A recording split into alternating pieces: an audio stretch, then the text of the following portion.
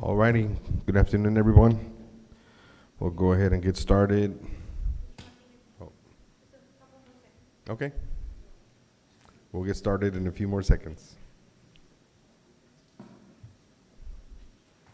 Yeah, we'll go ahead and get started. Today is February 9th, 2026. It is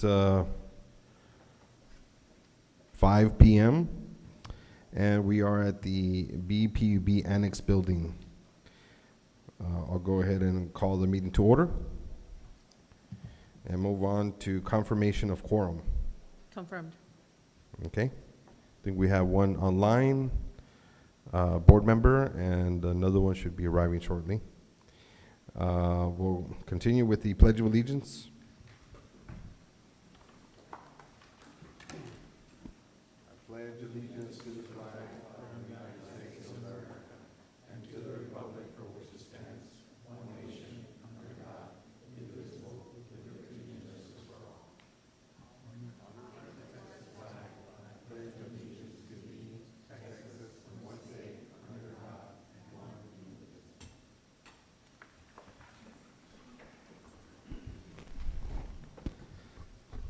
We'll have a quick moment of silence, please.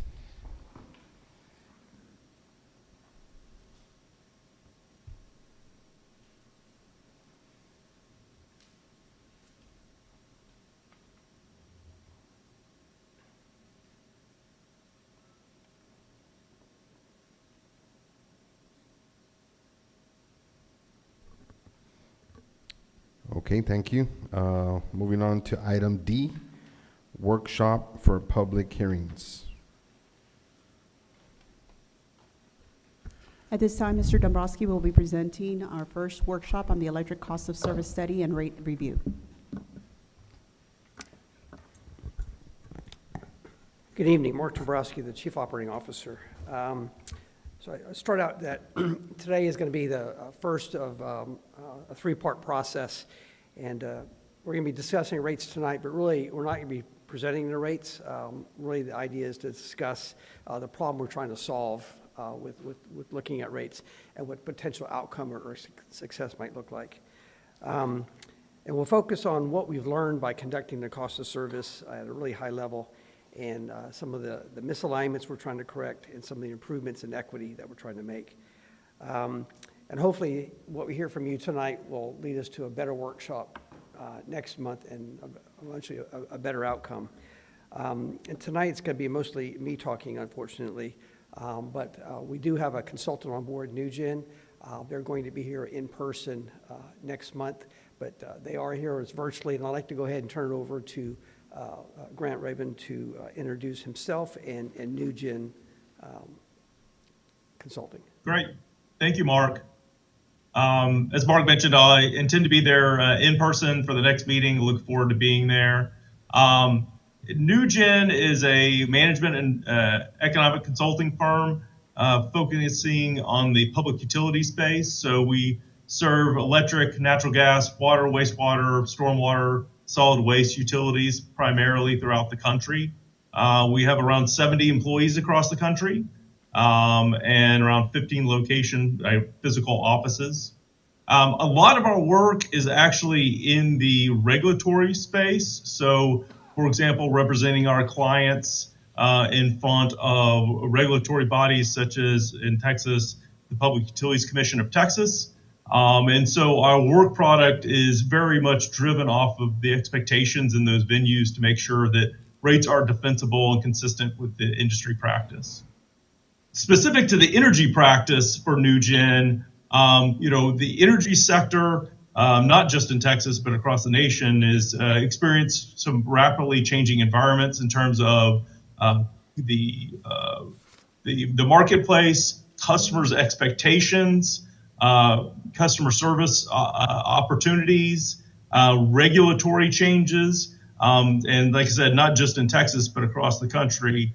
And so we're there to help our clients accommodate those changes and make fact-based decisions to move forward. We do work for essentially all the municipally owned electric utilities in Texas. I had the pleasure of working with Mark Dombrowski when he was at Austin Energy. But we do work for many of the other MOUs, Garland, Denton, Lubbock, San Antonio, probably most of the ones that you would be able to name. And so our offering to them is largely around financial management, financial issues and management, and in particular, the financial stability of the utility to be able to execute on their plans moving forward. Next slide. So I am the project manager for this project. I'm a partner at NewGen. I'm actually physically in the Austin, Texas office. I have been doing work with utilities for over 20 years. Cost service studies, rate design studies like this one, as well as valuations, financial feasibility studies, and the like. I've testified before the Public Utilities Commission of Texas, but also some other utility commissions in other states and at the federal level. Not on the call tonight, but also has been working and deeply involved in this study, has been Scott Burnham, another partner at NewGen, has a few more years of experience than I do. His role has really been lead technical resource for the conduct of the study. Amongst his other experiences, he's for a long time co-taught the EUCI's course on cost of service and rate design for electric utilities across the country.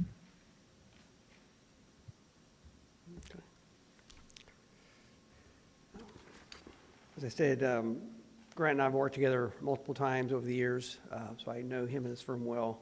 And they're really well qualified, and they've been really enlightening on this exercise. So tonight, if you remember, one thing from today is we're starting with, it's not that we need more revenue. It's really we're starting from, we need a new structure that matches how costs are being driven. When we mix fixed and demand-driven costs and we recover those through energy charges or KWH, we get two predictable outcomes. We get volatility and we have winners and losers, and it doesn't reflect cost causation. So our recommendation tonight is more of a standard structure, clearer separation of what's fixed versus pass-through, while recognizing impacts that vary within a class. And then to help keep this organized, we've set this out to a 3-workshop process. So tonight, think of tonight's what a set in direction. Workshop 2, we're going to actually bring you the results of the test that we've done.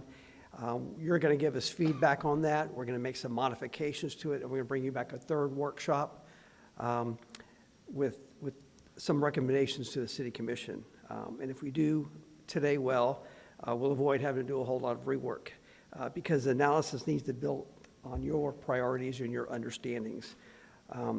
So during the presentation, I'll be pausing during key points to make sure I get your feedback before we move on.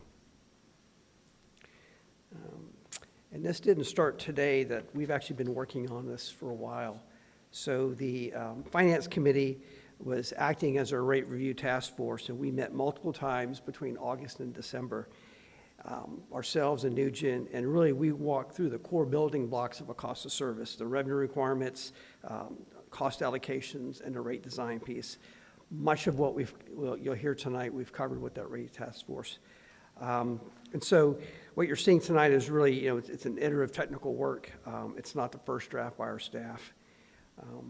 The next role is really to elevate these decisions to the board level, especially the policy assumptions that are built into rate making. And it's important to be clear that the distinct roles that we play as both at the board and the commission. So the board of directors, you're really here to provide that policy level guidance that helps us manage and make sure that we operate this utility system responsibly, and ensuring the rates reflect the actual cost of service and that they're sustainable. The City Commission's role is that as a sort of a regulator. They retain the authority in our charter to actually establish and approve rates. So your recommendation in the form of a resolution will go to the City Commission for approval at some time. With that governance context, well, sort of overarching goals of what we're trying to do here. Kind of think of this as like sort of the North Star. Everything we're trying to do is kind of trace back to one of these four verbs.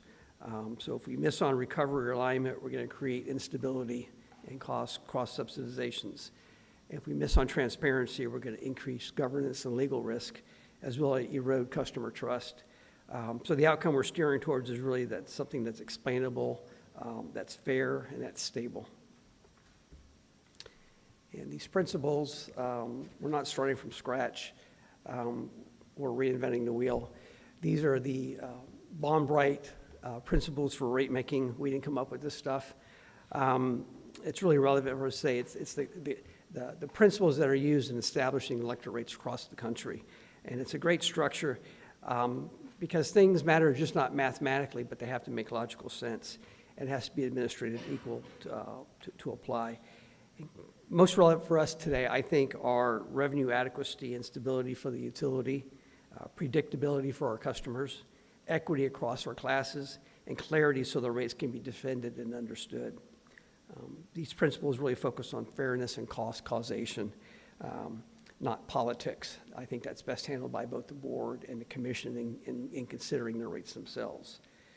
So with that, I'll kind of briefly explain how we started out with the test year data. So this is essentially the input pipeline for the rates and the cost of service model. So we started with the FY 2025 adopted budget that the board approved. We then took that and we reformatted it into a different logic so that we could use in our cost of service model, but the numbers all matched to a penny. And then we made some known adjustments. For example, we knew that we changed our retirement from 7% to 8%, so we made adjustments to that number. Then we took that number and we projected it out into the future for 26 to 2030, so it's a 5-year period. And we used certain inflators and escalators. For example, we've assumed a 5% increase each year in labor and benefit cost. That's not payroll, that also includes increases in personnel as well as changes in benefits. And the reason why this matters is we're designing rates for not a moment in time, but really something that reflects a forward operating reality. And the revenue requirement, it's like I said, we're basing it on an adjusted budget year and overall trends and long-term patterns. But what we're not trying to do is try to calculate every specific contract and project in there, that these are really a 5-year limits of what we believe requires the cash contribution needed to operate this utility. So that became the basis, and we took the average of that 5 years, and that became what's called our test year. So you heard me talk about test year, so that's the average of those 5 years, kind of a midpoint. I'll pause with that. You have any questions on how we derived that? I'll pray forward. Okay, great. No questions. Okay, so with that, we'll move forward on to the sort of the customer-facing components here. So we take that test year revenue requirement, I believe the number is about $93 million and change, and we broke it out into, we functionalized it, right? So what did those cost, what were they needed for? And so we call it production, which is that sort of the generation of electricity and those associated, transmission, distribution, and customer costs. So that's a standard FERC accounting system that we applied it towards. So we took that $93 million, we broke it up into those 4 sections. And then we classified it. We took what those costs were and we said, what drives this cost? Is it the demand, like kilowatts needed to serve customers, or is it energy, kilowatt hours? We also took customers. Some costs are fixed, like meter costs, right? So it's the number of customers. It has nothing to do with KW or KWH. And finally, some costs can be directly assigned to certain classes. Once we've classified that cost, and again, it foots to the $93 million, we then allocated it to each of the classes of customers. In this cost of service study, we did not change our classes of customers. It's the same as we have today. But we know how much KW they require and how many KWH they use, and we know the number of customers that are in there. so we can allocate it to the residential, the large demand general service, non-demand general service, and lighting charges.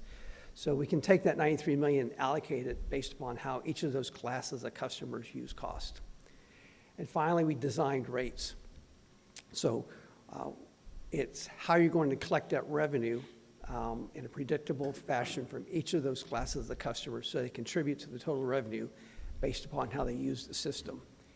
And here's where we made some changes. I'm going to talk about these a little bit later, but we designed it with a customer charge, which you're very familiar with, a delivery charge, which is what it takes to deliver energy from the distribution substation to the customer's site. The demand charge, which is how they use the system, the demand they place on it, not the energy, but the KW. Transmission charge.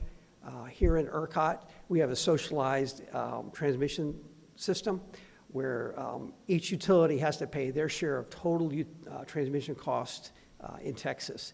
And so those costs are allocated to us based upon how retail customers use the transmission system. And the energy supply charge, that's a renamed fuel and purchase energy charge. I'll get a little bit into why we've renamed it, but that's what that represents.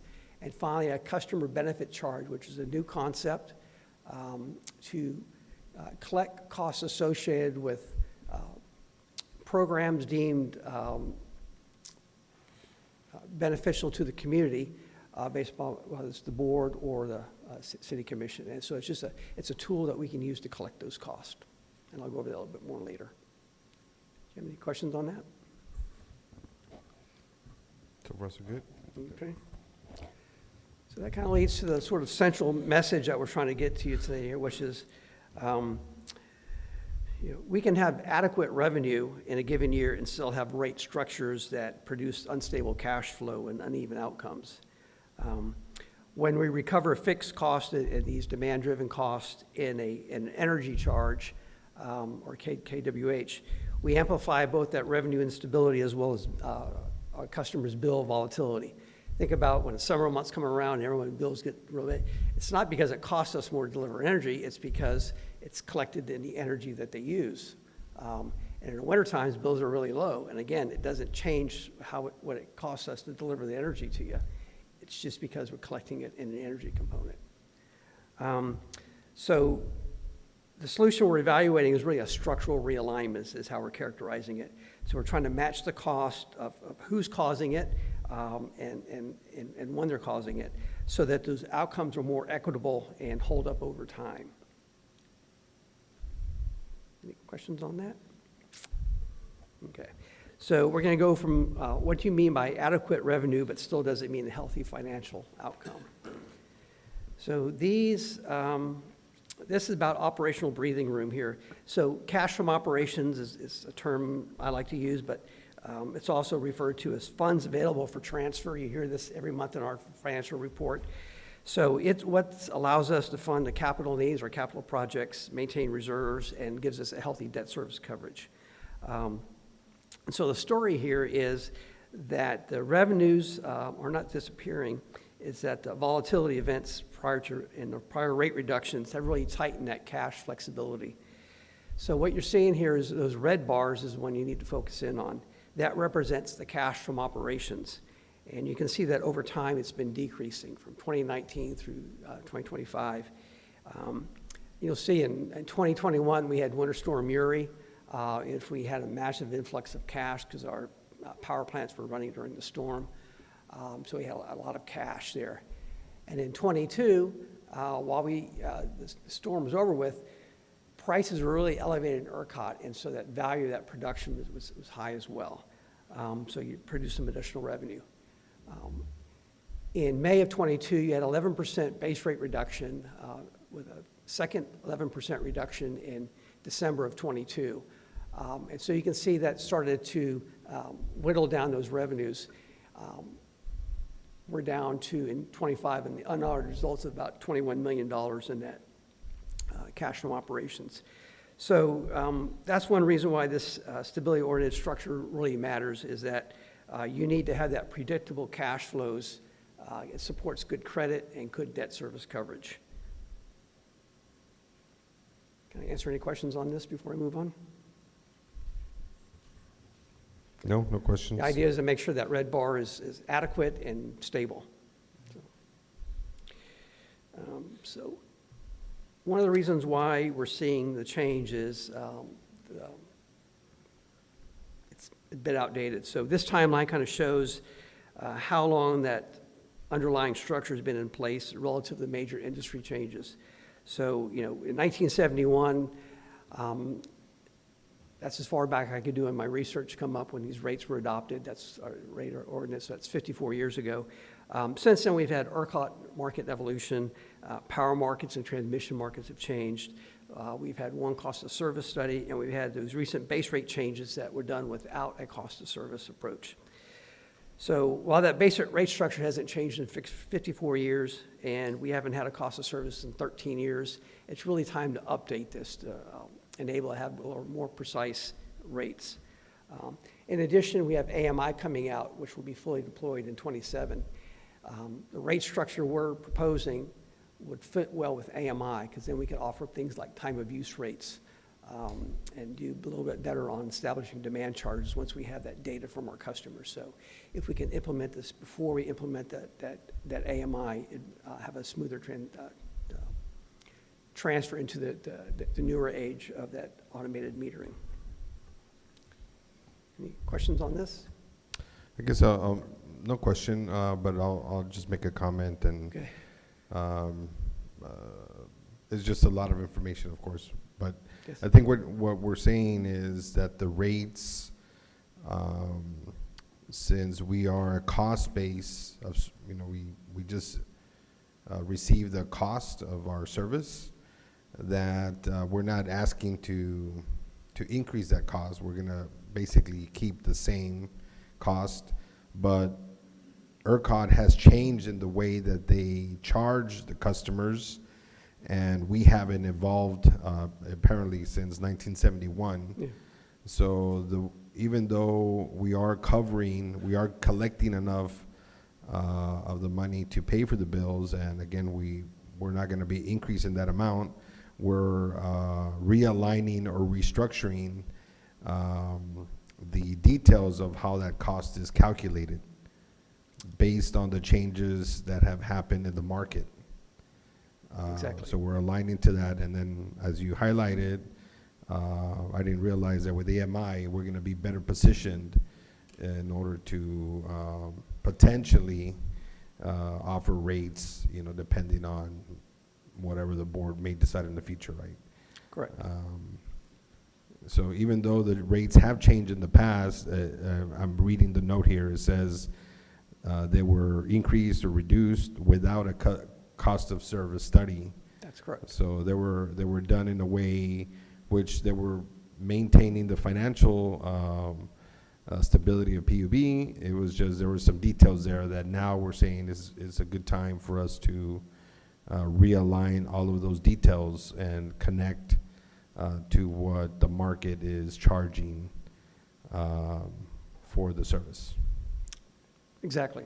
Okay. A lot has changed in 54 years, so. Just wanted to highlight that, make sure we're all on the same page. So some things that haven't changed is we are highly reliant on those energy charges, or KWH, and that causes the volatility. Our structure has limited recognition for what we call peak costs, or KW, the demand a customer places on the system. I'll have some examples of how that matters here in a minute. And finally, the way our rates are set up, it's really difficult for our customers to sort of understand what they're paying for and what we're using the money for. If you look at your residential bill, you have a customer charge, I think it's $6 and something, and an energy charge. Well, most of that thing that's called energy is really not energy. It's to pay for the system, the overhead, and all these other things. It's difficult to understand what you're paying for on our bill, so we're trying to get a little bit more transparency, a little bit more clarity for our customers. Make it a little bit easier to interpret. So we'll look at some of the dispatch for those drivers. So some of the things you've mentioned are the fixed costs, and then Yes. there's variable cost. That's correct. So I think what you're saying here also is that in the future, we would like to separate those out so it's clear on behalf of the customer, you know, what is a fixed cost because it's external or whatever, and then what is related to whether it's overhead or usage. That's correct. And they'll be better, they'll understand, you know, their bill a little bit better. Right. And how to improve it. Right, and give them some control over their own energy bills. So- Yeah. So this is kind of the mismatch in one picture here.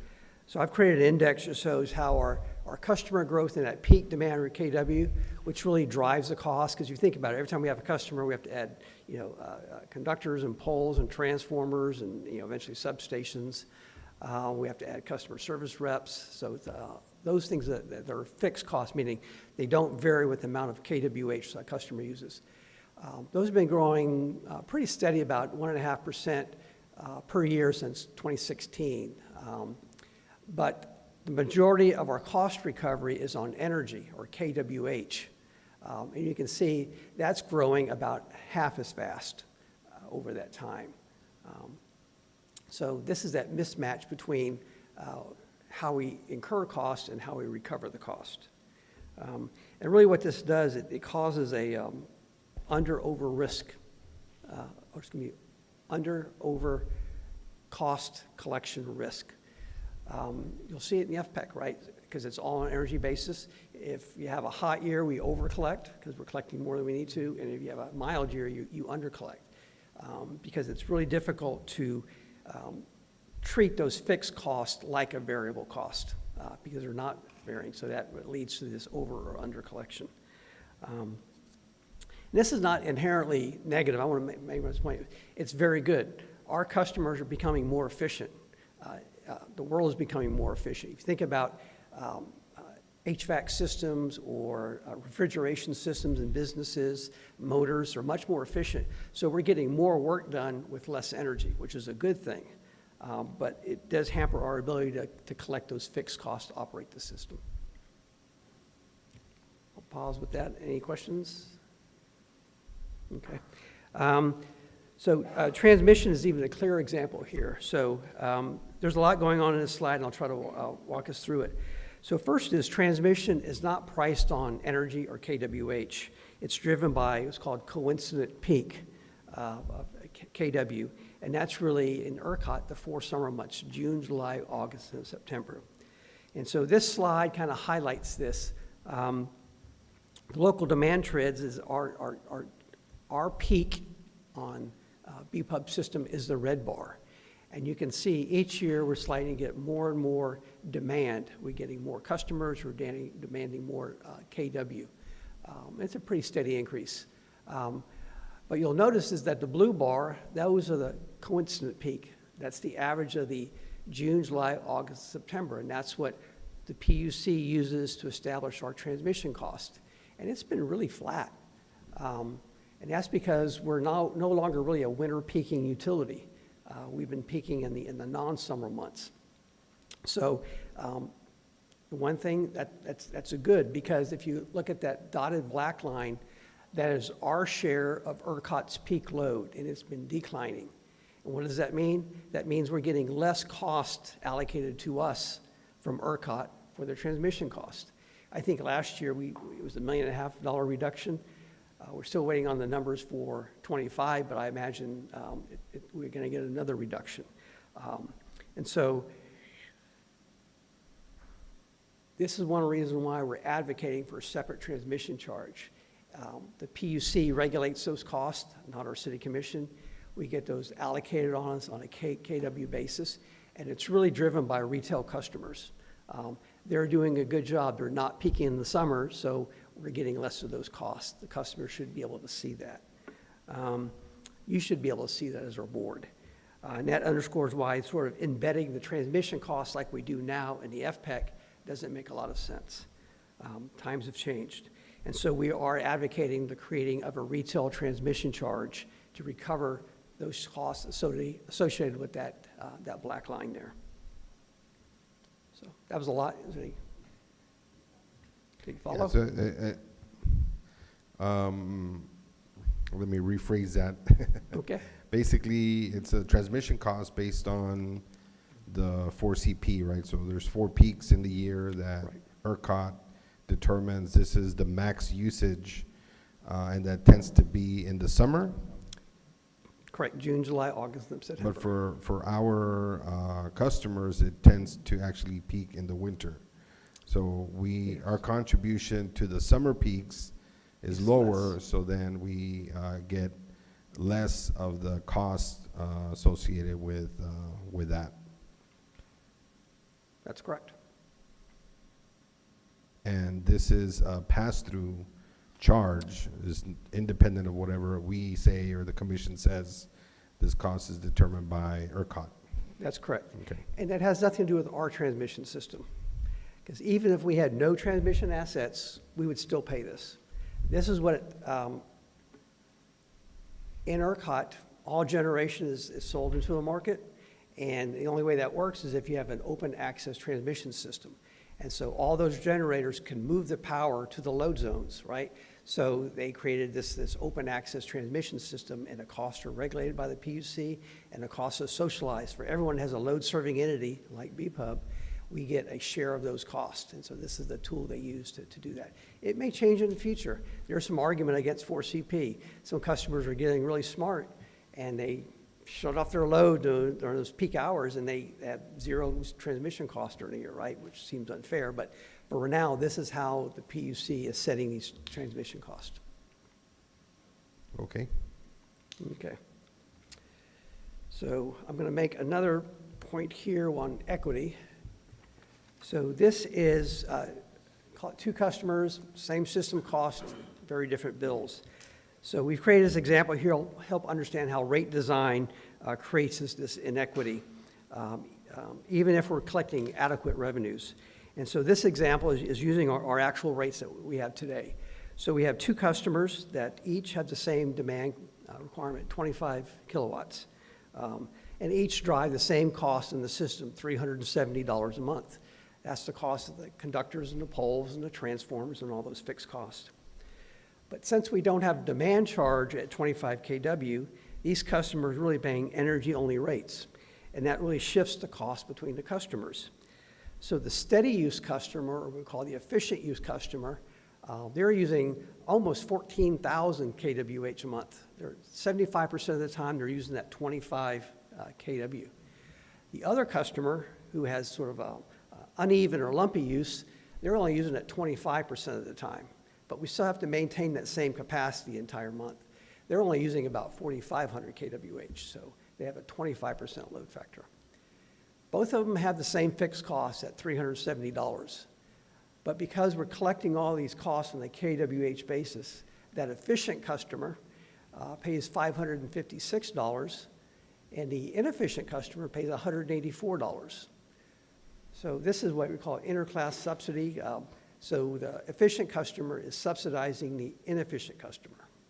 And that's because we're collecting it on an energy basis. And I've ignored the FPEC because that really is an energy-based cost. But so this is just a fixed cost.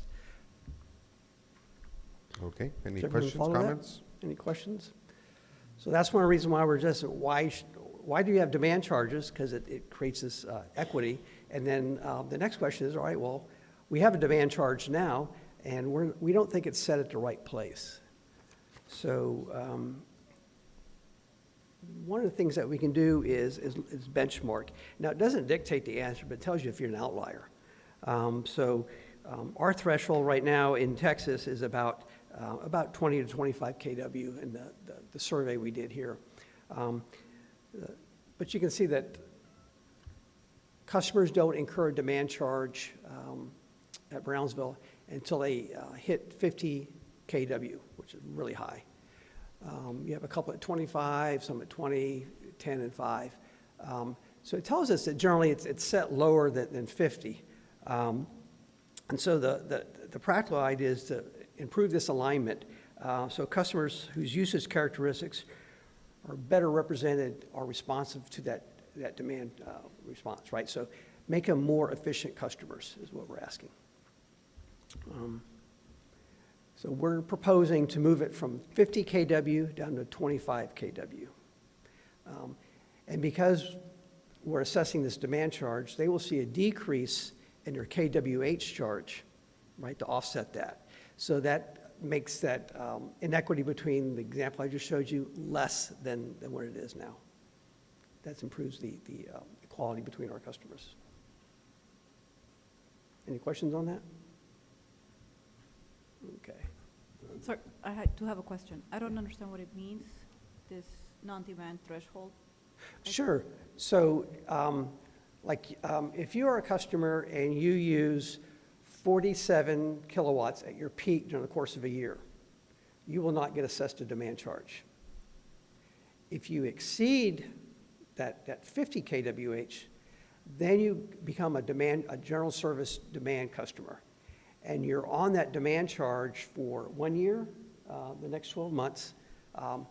If your demand doesn't go over 50 kW, then you roll off and you become a non-demand customer again. And what we're saying is that threshold is too high.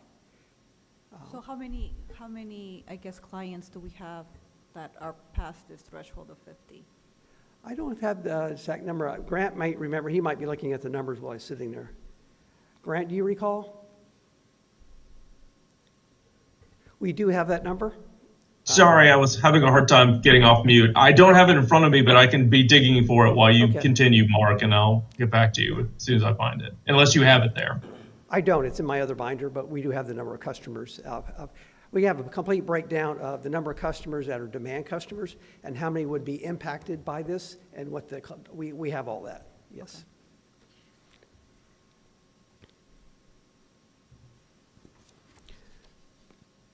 So looking at that, kind of why kilowatt hours or energy really is not a great way to recover is if you look at the big buckets of our cost here, our transmission costs, our distribution infrastructure, generation capacity and fixed O&M, administrative general, customer care, metering, regulatory and governance. This is a large component of our cost for this utility. And none of those vary with the number of kWh the customer uses. And so embedding those in energy cost, while it's been a historical practice, it creates volatility where you have those really high summer months where customers are using that energy for cooling, they're getting a really high bill. Like I said, none of these costs increase during the summertime, and they don't decrease in the wintertime. They're pretty stable all year. So to the extent you can, the more you can recover in a fixed cost, the more equitable it is, and the smoother bills customer will have throughout the course of the year. You won't see those big changes between winter and summer.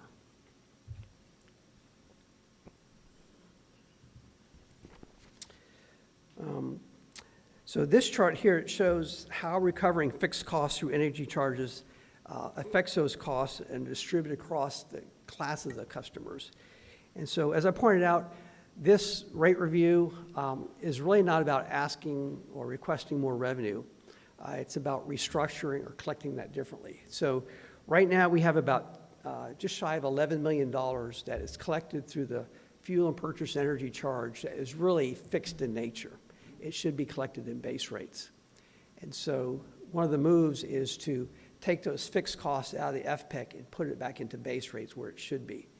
And when you do that, you then have to allocate that. Remember I showed you that earlier to the class of the customer. You'll see that about 6.4 million of that is allocated to the residential class, which is the greatest percentage, or about 58% of that 10.9 million. And the residential share of consumption is only 47, so there's a bit of a mismatch there.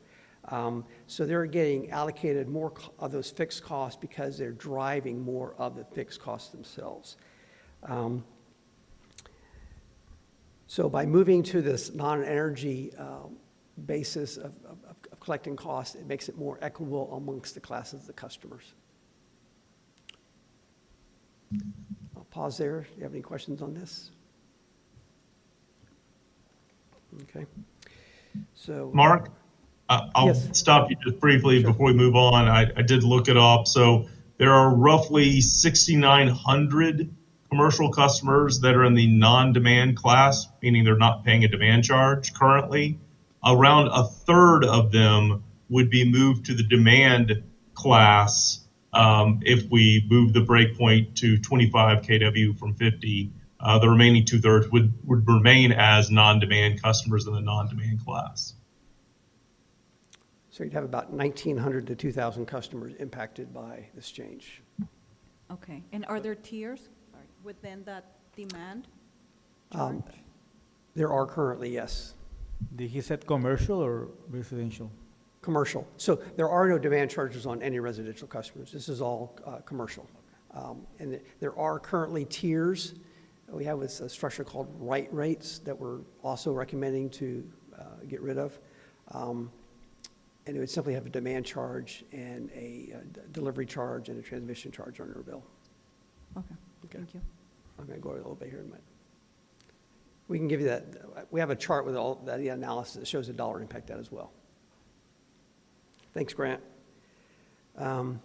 So looking at this, it tells us that residential are currently being subsidized by the commercial customers, the general service customers, to some degree. The red bar is what the cost of service, as fixed costs we should be recovering from each class, and the blue bar is what we're recovering. So there's a bit of a mismatch there. And we can check to see if another indicator of this. So this is, I don't want to say Texas is right, but this is sort of a pattern recognition issue here. And so what we're using is data, it's called 861 data. Every utility in the United States must submit data to FERC. We do it each year. And really what we're doing is we're taking the total revenue by each class of customer, and we're dividing it by the total consumption by each class of customer to come up with the rate. We didn't recalculate bills for hundreds of utilities in Texas. This is how we do that. And so you can see the latest data we have from FERC is for calendar year 2024. So this is from January 1st, 2024 to December 31st, 2024. And so you can see that here the average system rate is slightly above the Texas average. Our commercial rate is significantly higher than the Texas average, about 159%. And our residential rate is significantly below it at about 85% of the Texas average. And our consumption is slightly higher than Texas, but not by much. But we have a significantly lower residential bill by this calculation. And finally, you can see that we're a little bit heavier on residential in terms of consumption. We're almost just over 48% of our total load is for residential, where in Texas it's about 42%. So we're a little bit heavier on residential. And finally, we're larger than most. So I took the median, not the average, because you have a couple of these really big utilities like CPS that skew it. But you look at the median, so that's, half of the utilities are smaller and half are larger. That's the median point. We're at 48,000, the median utility is 20, so there's a lot of small utilities out there across Texas. So that kind of tells you there, but you can see that looking at Texas, you would expect us to be a little bit closer to the Texas norm. That is, generally, commercial industrial rates are higher than residential, and generally, the commercial rate is below the average system rate. Any questions on this? So we just kind of use this as a validating point for what we saw in the cost of service. So that brings us to a next problem we're seeing here, which is the trends we're seeing. So over the past 10 years, BPUB's total number of customers has grown steadily at about 1.5% per year, while the total energy consumption has increased much slower, as I pointed out, about 0.8% over the last 10 years. But within that overall trend, you can see that residential use, which is that red bar, has steadily increased over the years to almost 47% of the total use there. And when you have the blue bar, which is the commercial, it's been flat over 10 years. But we've added a lot of businesses in Brownsville in the last 10 years, right? But again, they're being much more efficient for all those reasons. But that blue bar is subsidizing the red bar. And at some point, you get to a breaking point where the numbers aren't there anymore to allow that to happen. And we're getting close to that point. So this chart was intended to really amplify that imbalance between the cost recovery between the residential and the commercial sectors. Any questions on that? Okay. No question? Okay. So then, question everybody asks is affordability, right? So we have a couple slides here on affordability. So in December of 25, the Texas Energy Poverty Research Institute, which is an advocacy group here in Texas, they did a study of electric burdens on customers. And while their study was really about the deregulated market, so that's customers served by Oncor, AEP, and CenterPoint, and those reps in that area, we found it useful to use this as a benchmark for ourselves. And so here, TEPRI says anything over 5% of your adjusted median income, 80%, is unaffordable in terms of electrical prices. So we took our rates, or our bills, and did the exact same calculation, and we came out that our electric burden is about 2.6 versus the state average of 6.7 in those deregulated markets. So we are much more affordable than we are than in the deregulated market. And you can see even from 24 to 25, there was a significant drop, or I guess increase in affordability. So we looked into that, and it's because of the median income in the Brownsville area has increased so much, almost a $10,000 increase in the median income from 24 to 25. And that reflects a lot of the businesses we're attracting down here in the valley. We also adopted a very similar metric in our strategic plan coming up. So it's calculated slightly different, but we get a very similar result, which is that our rates are about 2.5% or slightly less of the adjusted median income. So that validates that study. And really, the reason I'm showing to you is when you talk about headroom for affordability, this might indicate we have some headroom. But I would indicate that, I would say that affordability is really subjective, right? So what a customer thinks and what a policymaker thinks might be different. But this is really an objective third-party opinion on what they determine electric affordability is. So I'll pause that if you have any questions.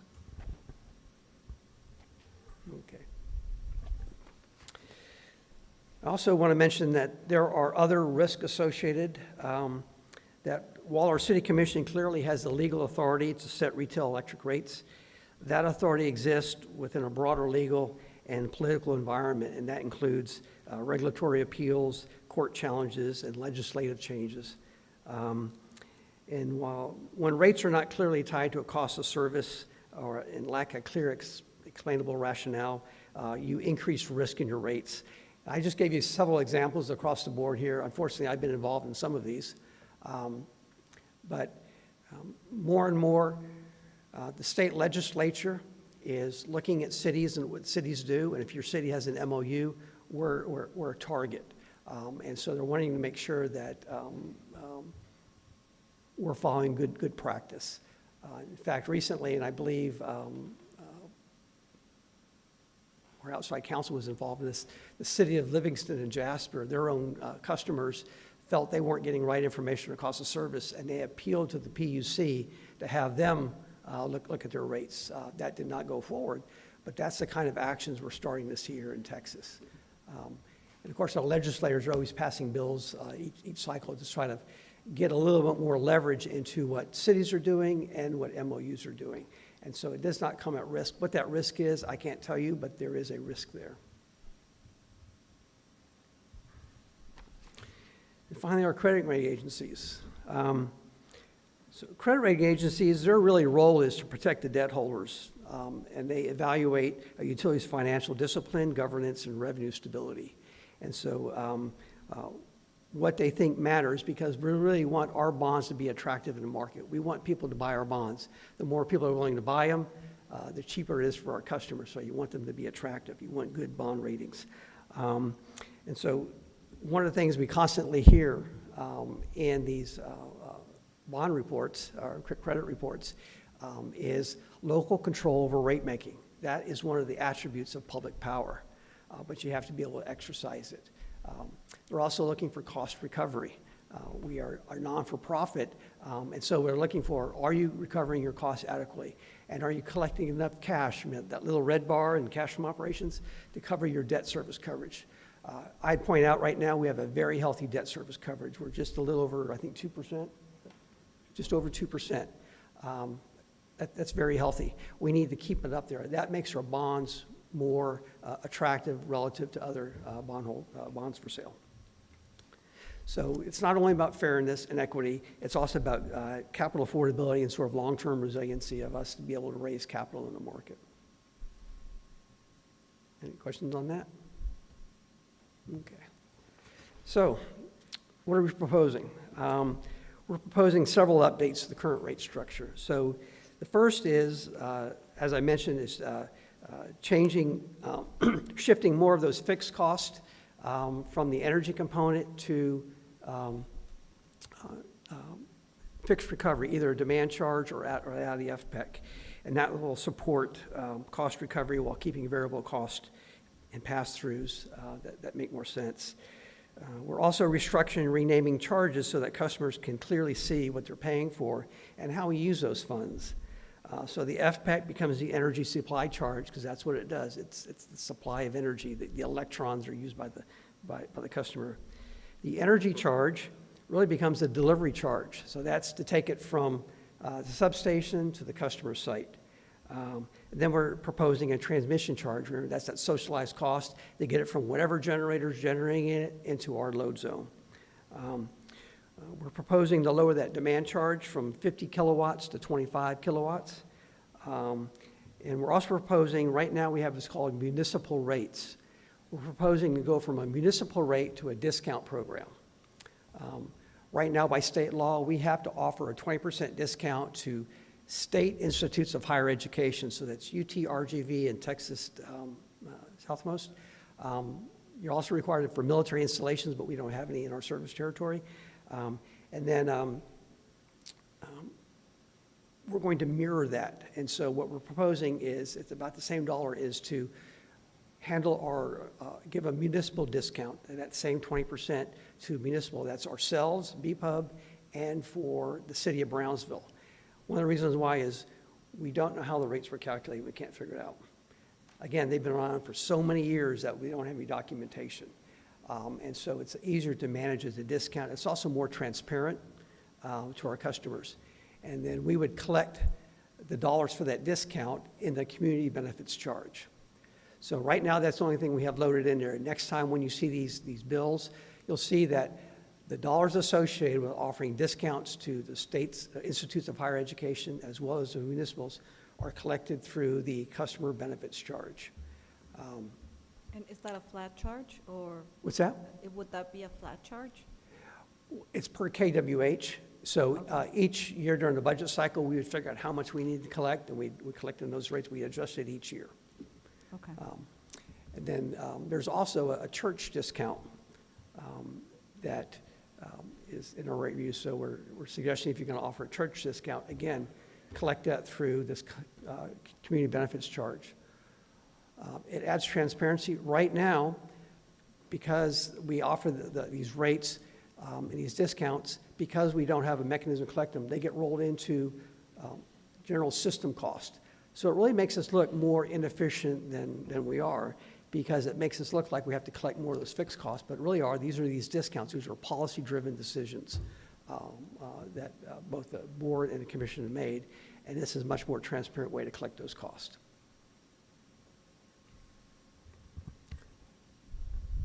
Any questions on that one? No, I guess I would just add that should there be a policy that the board, would look at in the future, we can even adjust that as well, right? Increase the amount available. Absolutely. To support whatever specific. I would add that for the total cost on these discounts, it's a little difficult to conceptualize, but it doesn't change our cost structure. Because for every dollar that we give ourselves a discount, If we don't get that discount, so it's $1 more, it increases our cost we have to recover. That's our cost of service, right? So you get rid of the discount, it's $10 I don't collect in the discount, that's $10 more I have to add to my cost of service. So the customer is held the same. And for the city, they get a general fund transfer. And we deduct from the cost of that transfer the cost of the utility services. So if they don't get a transfer, we would just deduct more from their general fund transfer. So it's not necessarily a cost increase for our customers, it's just the transparency issues we're trying to address. I'm not crazy about it. That's the only thing. I love everything else that you're doing. Okay. I'm super appreciative that you are now at this point and right, able to outline all these changes. I think they're wonderful. The community benefits charge, I think, I don't know, I would rather have the least amount of discounts offered. Sure. But that's, for the board to decide. Sure. We hope you have those discussions and inform us what to do, so. And I think, unless I'm understanding incorrectly, I think at the beginning, it is going to be the lowest possible number because we're just recovering the minimal cost as per, the discounts that are available to the higher education, municipal, and/or churches. What I was saying is, in the future, we wanted to increase that amount to help support, I don't know, dance schools or maybe something for people over 65, right? Then we would Sure. have a policy, this would be the container where that increase would be. It's a vehicle Yeah. that you could use if you wanted to have an energy efficiency fund, to fund energy efficiency programs, or a low-income program, or do economic development. This would be the vehicle you would use to collect those funds and make it transparent to the public. They would know what you're doing with those funds. Yeah, which is not on the table right now. I mean, we're not looking to increase. I think what he's saying is whatever it will be in this is the minimal based on what's actually occurring at the moment. Well, right, but what's occurring at the moment, we don't necessarily need to keep having it. Right. Well, without- but so that's a policy decision. This is just making it clear. I mean, we've been doing this for years, and I mean, I don't know if we as a board have even understood that. This will allow us to see exactly what we're doing, So and then now say, hey, now you're wait, aware. that's too much. Now Let's we bring can it down. discuss on the policies. Right. Do we want to change it?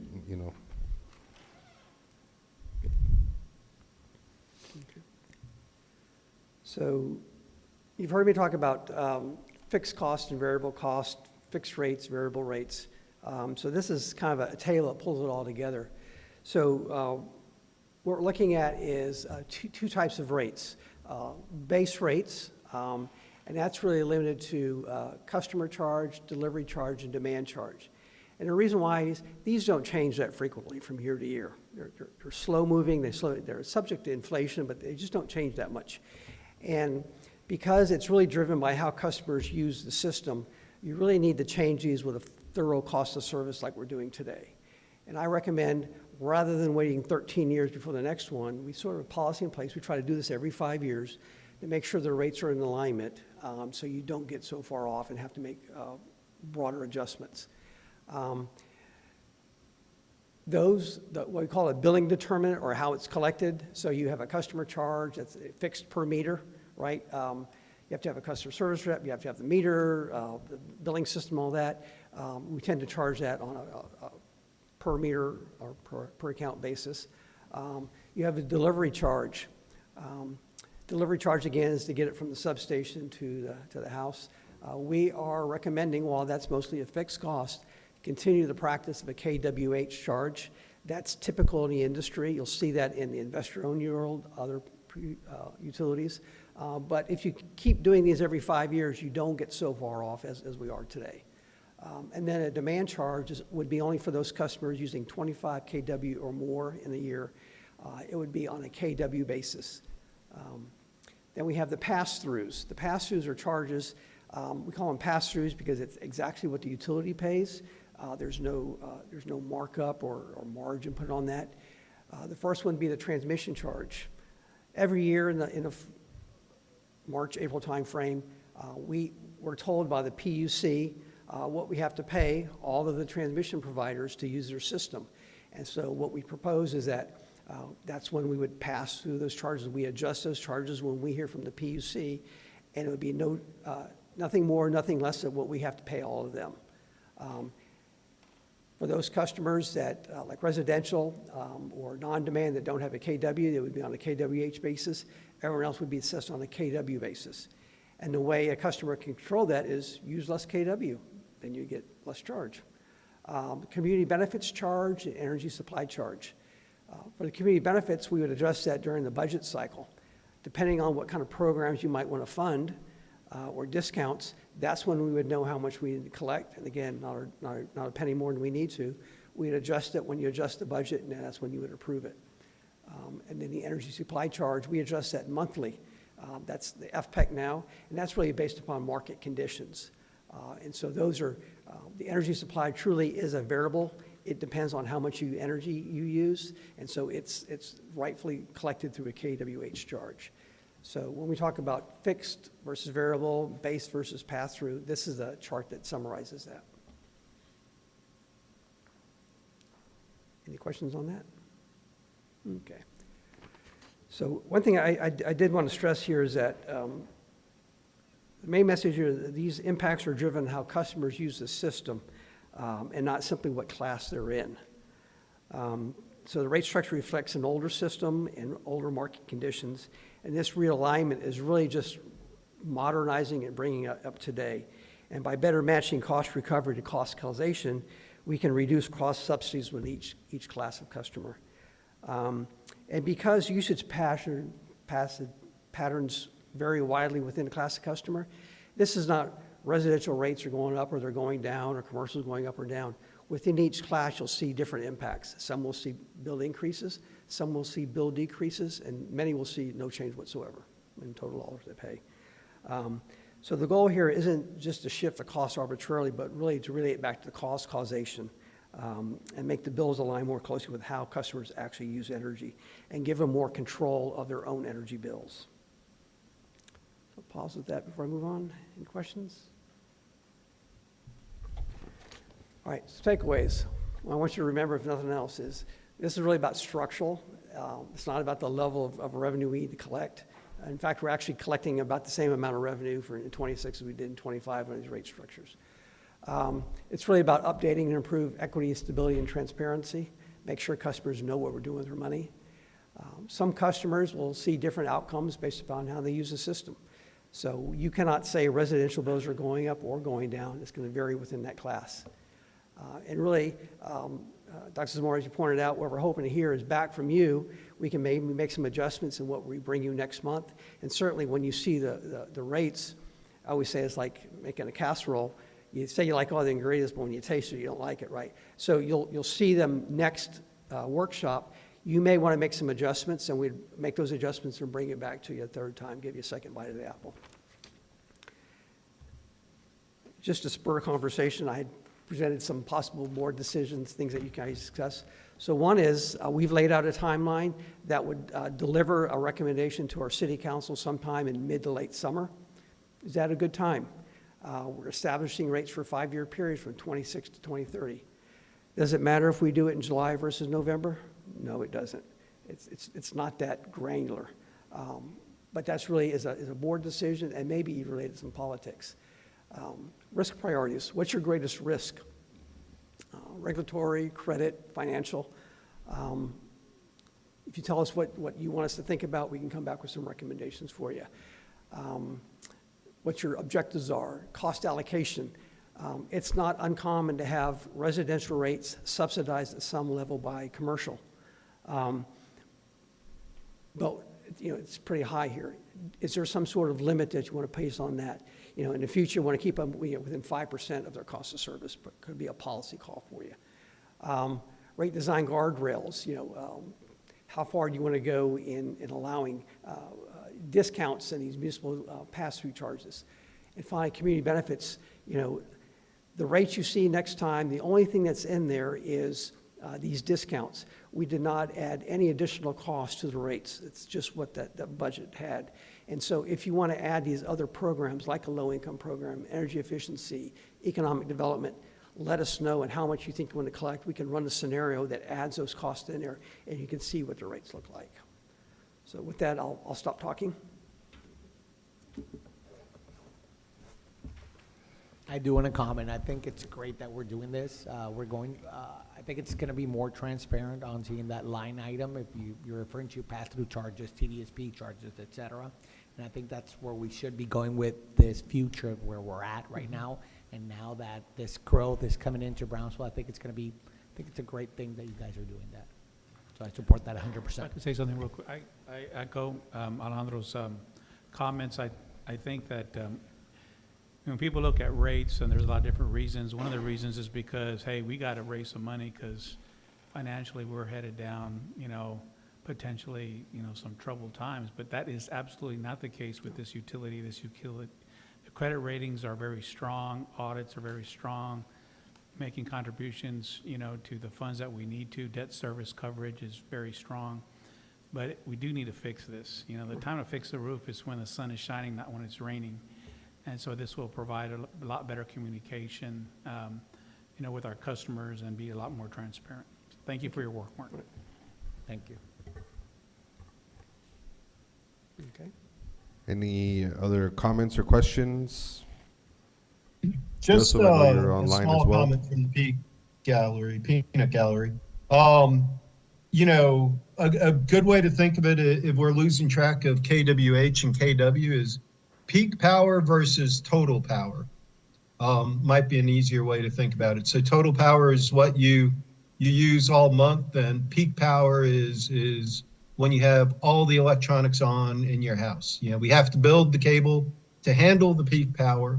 And if you just do that once a month or, once a year, we don't really recover the cost of that cable current. Just was thinking about that.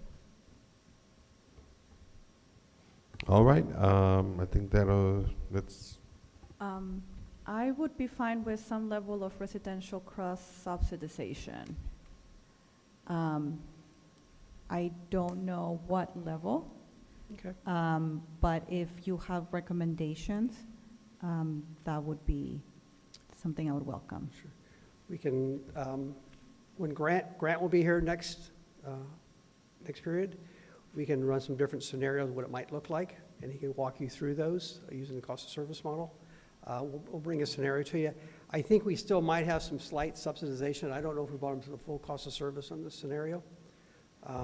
But we can check on that. We can also check what other utilities are doing. 5% seems to be a sort of a reasonable number, most folks. Then they recalibrate it with the cost of service models, but we can certainly look at that and give you some options. Okay. And for the community benefits, I just want to clarify that an energy efficiency program is something that I would support, but I don't think we should be charging a fee to our clients to put into economic development.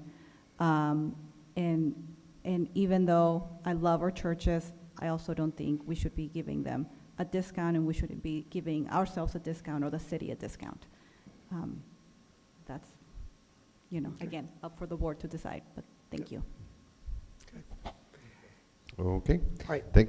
So our intent is to have the next workshop at the March meeting. If you thought I was long, it's going to take 90 minutes, but we'll walk through these scenarios unless I hear differently. And in the meantime, if you have any questions, so pass them on. We'll get those answers to you before the next workshop, so you'll come in with more clarity while you look at the numbers. Yeah, and I think, I know it's a lot of information, so thank really the whole team that put this together. I know there was a lot of work, also on the finance committee, for making the effort. And now it's recorded, so also we can point to it, and people can watch it, and if we have, if I have any questions, I can go back and look at it.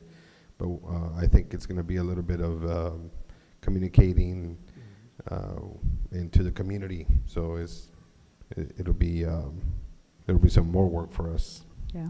Thank Anyways, you so much. Yeah, thank you. I just want to say thank you to Mark and the rest of the team for, working on this. This is not being done in a silo. This is with board input. A lot of staff has provided information to our consultant from various different departments and areas, from customer service, from finance, and the various themes, and Mark putting it together and taking the lead on this, because we want to make sure that we have an open and transparent discussion with the board to ensure that the right policy decisions and guidance and recommendation to the City Commission is made at this time. And thank you all for that extra time that you got all, because it wasn't a meeting for 20 minutes that the rate committee met. There were several hours and discussions and subsequent conversations to understanding the finances of the utility. So thank you. All righty, moving on to item E, public comments. Do we have any public comments today? No public comments. All right, so we'll continue moving on to item F. On consent items, we do have 8 consent items on our agenda. I will be recommending that item 8 be tabled. There's just additional information that's needed for that. I'll make a motion to table item 8. Well, I don't know if you want to approve or make a motion on the rest of them as well. I'll make a motion to approve consent items except item 8. Well, I Table. would want to make a comment on item number 7. I think it's important that it is understood what we're looking at when choosing engineering firms and services. We have big projects, we have small projects, we have many type of projects that need the attention, and I think it's great that we're going into choosing firms, yet I think we have to be looking at local firms as well. We understand that those firms, some of them being local, don't have the capacity to be able to maybe commit to certain projects, but they can surely commit to smaller projects. So I just want to make that point there, that at some point I would like to see if everybody is approves or is in agreement with me that we need to see more local firms within BPUB. Should we pull out the item? I think we can, we've discussed the item. I think we could approve it, yet again, I would like to make sure that we do have a second round of firms, local firms bidding on the different projects we have. Okay, so if I'm understanding correctly, That'll be for like engineers and any kind of business bringing to PUB to give you the first choice to the local people. We want tax dollars to stay here in Brownsville, Correct. not to go out of Brownsville and out of state. Correct. okay, yeah, I think we will also maybe discuss that at the end of the meeting, where we can add new items for future meetings, and we can look at that item.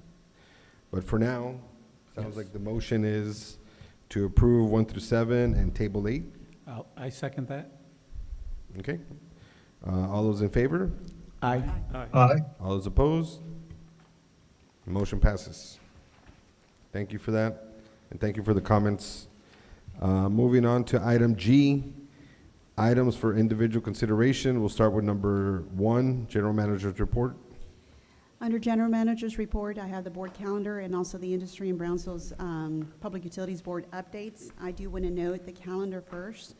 On the calendar, you have, most importantly for our customers to know, that our offices will be closed on February 16th, March 31st, and April the 3rd. With that in mind, the rest of the other events and meetings that we have, we've already had Regulatory and Policy Committee meetings and also the Audit Committee meeting. Staff has requested if we can have an additional Regulatory and Policy Committee meeting, so you'll be getting some notification instead of waiting for the quarter, based on the last Policy and Regulatory Committee meeting, to have another meeting in the interim. So those of you on that, you'll be getting from our executive assistants a call on when to have that additional meeting. Keeping also in mind, some of you will also be traveling on February 22 to 25. Thank you for that commitment to attend the APPA legislative rally. And for those of you who serve on the national board policymakers, thank you for that commitment in attending. We'll have the formalized agenda provided to you. If we have not done so, I think all of your travel arrangements have been made and approvals have already done through this governing body. One other thing I had mentioned was we have the NATF peer review. They're going to be in-house coming to our offices, and that's on the 23rd through the 25th, as well as CHAR days 26 to 29. We do have coming up that's not on there, and if any of you want to attend, we will be, some staff members will be attending the Customer Service Legal Seminar. What is that? There are 2 TPPA for Texas Public Power Association interim meetings that are occurring on March the 9th through the 12th. We do have a board meeting date on the 9th, but the staff is presenting the next day on the 10th. And so with that, if you all are interested, we can go ahead and put it at the board meeting for your travel to attend in San Antonio. The people that will be presenting, they're going to be presenting on the Big Bash project that we had, and they're going to is our communications and PR divisions and our marketing divisions are going to be presenting there. In addition, we also have the March 29th through April 1st of 2026, the American Public Power Engineering and Operational Conference, where they're going to be holding some award ceremonies. If anybody is interested in traveling, please let me know, and we will make arrangements for that as well. With that, I'll go back now to the calendar. Our next meeting for the BPUB board meeting is on the 9th. Our SRWA meeting is on the 2nd. For those of you who are not on the SRWA, we did have 2 board members from SRWA step down, and we're waiting for the Los Fresnos appointee to be provided to us, as well as the additional appointee from Valley Mud. Both of them stepped down for personal reasons, and I just wanted to let that know that we're working through that. We should be able and okay for the next meeting for March 2nd, and hopefully a quorum established. And Dr. Holman is the president of the board, so we will continue on as needed with that. I also wanted to mention that for those of you that chair various different committees, typically in April we come back with any changes. So if you have any changes to any of the committees, we'll have some. And by that I mean the bylaws to each one of your charters for those meetings. Discuss with me, get with me, talk with, and we will make any of those changes there. We'll integrate some of the recommendations that were adopted at the prior board meeting from the bylaws that was on there on how the charters kind of work for that. That's one thing that is already confirmed is on March 4th, there is a city commission meeting, and we will be presenting the strategic plan. So more to follow, so keep an eye on email from me on when we will do that. Welcome all of you to attend the city commission meeting. The intent is we're now doing our showcasing all of the work that this board has done on strategic plan and our community partners. So we have a small presentation and a delivery of the actual strategic plan to the city commission. We also plan to go to the other community partners who provided input along with the city commission, like the Port of Brownsville, and get on their agendas eventually in subsequent dates, and we'll notify you of any of those dates on there. So with that, that has the things on the calendar. Are there any questions at this time on calendar or other things that you'd like to bring to my attention at this time before I move on to updates? Oh. Does it sound like Joseph? Any questions? Okay. In the back of your part of your attachments, you have a general manager's report on industry update, and it was on the ERCOT winter weather event summary. And so it just, I'm not going to go and spend time on everything that occurred, but if there is some information for you, let me know if you have any individualized questions. Overall, we did perform very well, and we are prepared for any type of other winter events that may occur on there. So with that also is other things that are forthcoming is the Program and Facilities Committee will have a committee meeting, and we plan to provide you an update of what we've been doing with respect to the strategic plan. So in the strategic plan, we have various different source datas and outcomes that are deliberate for the utility that all of you provided input. So you'll see a 2-page summary report of the actual formulas for the various metrics, and we'll have an hour-long presentation to discuss the metrics and ongoing. We hope to implement by the next board meeting a full presentation to the full board and not just the Program and Facilities Committee meeting. This is a program of strategic planning, and the intent there is to align the strategic vision of the board with the various deliverables and provide information on there. You'll start to see on the agenda items how each one of the agenda items is attached to a strategic goal. As we transition and provide staff that information, you'll start to see more and more referencing our various different key performing indicators. So what we'll be discussing at the program committee meeting is all of the key performing indicators associated with the strategic plan. We also have other key performing indicators that are part of our Tier 2 metrics. At that time, we're only going to discuss the higher level performing indicators on here. Are there any other questions? And then I'll present at the next meeting, industry update of what the work and activities that we did in DC. Okay, doesn't sound like there's any questions. Thank you for that update. If no more comments, I'll move on to item G2, which is any actions to pull items out of consent, which we did not. So I'll move on to G3, staff reports and presentations to the board. 3A is presentation and discussion of the BPUB's financial performance report, period ending December 31st, 2025. Mike Perez. Yes, good evening, Mr. Chair, members of the board. My name is Mike Perez. I'm the Chief Financial Officer, and I'll be presenting the financial performance report as of December 31st, 2025. In the interest of time, and with permission of our chair, I won't be providing the full financial report today, but rather reporting the statements that we normally report each month, which really it's really the next 3 slides. So here we've got the executive summary, which focuses on 7 metrics that we are currently monitoring. Each has their own gauge meter, red representing poor, yellow average, and green good. So as far as the flow of funds, the very first metric, BPUB did generate $1,736,559 to replenish the improvement fund, with a debt service coverage of 2.06 times, which is well above the 1.25 times requirement, minimum requirement. The fuel under the second metric, the fuel purchase energy charge, it has generated an over recovery of $23.09 million as of December 31st, and this will be used to offset some future market uncertainty. The FPEC rate for December was set at 3.862 cents per kilowatt hour. Moving on, that third metric there is the CEOB cash transfer. It was higher than budgeted, and it's primarily due to the lower FPEC rate. So at December, the cash transfer was $200,000 over budget. So good news for the city.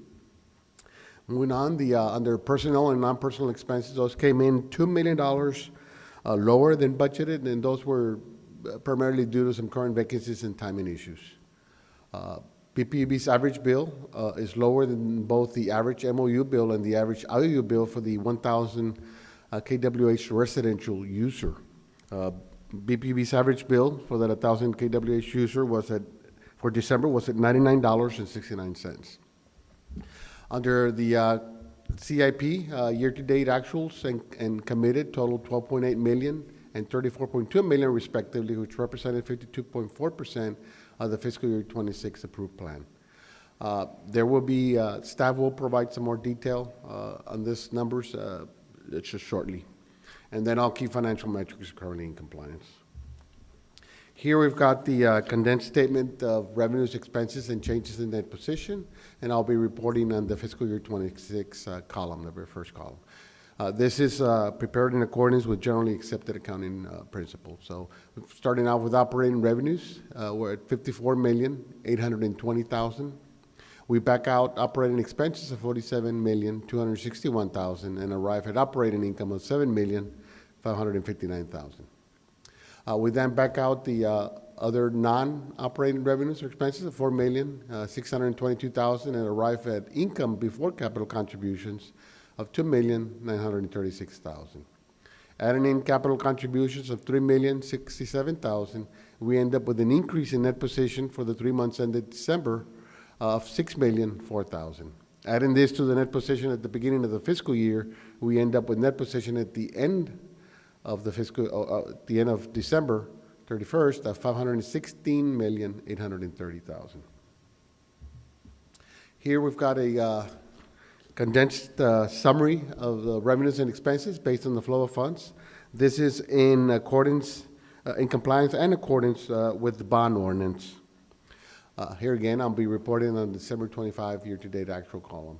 So we got operating revenues of $52,353,000, other revenues of $6,018,000, bringing us to total gross revenues of $58,371,000.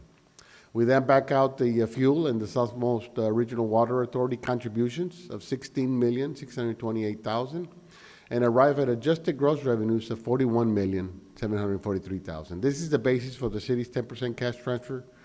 So the city is entitled to $4,174,000. Then we back out, after backing out the other requirements for O&M, non-operating and debt service of $33,581,000, we arrive at a balance available for after requirements of $8,162,000. We then back out the total cash utility benefit to the city of Brownsville with that 10% of $4,174,000 and arrive at a balance available for internal transfers of $3,988,000. We use those funds to go ahead and transfer out $2,251,000 into the CIP budgeted account and to fund some of the reserve requirements that we have, leaving us a balance of $1,736,000 that will replenish the improvement fund. And here again, the debt service coverage is at 2.06 times, which is very healthy. That concludes my financial presentation. I'll be glad to answer any questions. All right, thank you. Yep, thank you, Mike.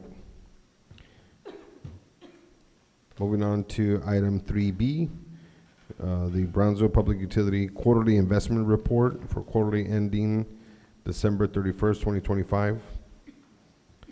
Guadalupe Granado. Good evening, Honorable Chairman and board members. My name is Lupe Granado. I'm the Treasurer and Accounting Manager. I'll be going over the quarterly investment report for the quarter ended December 31st.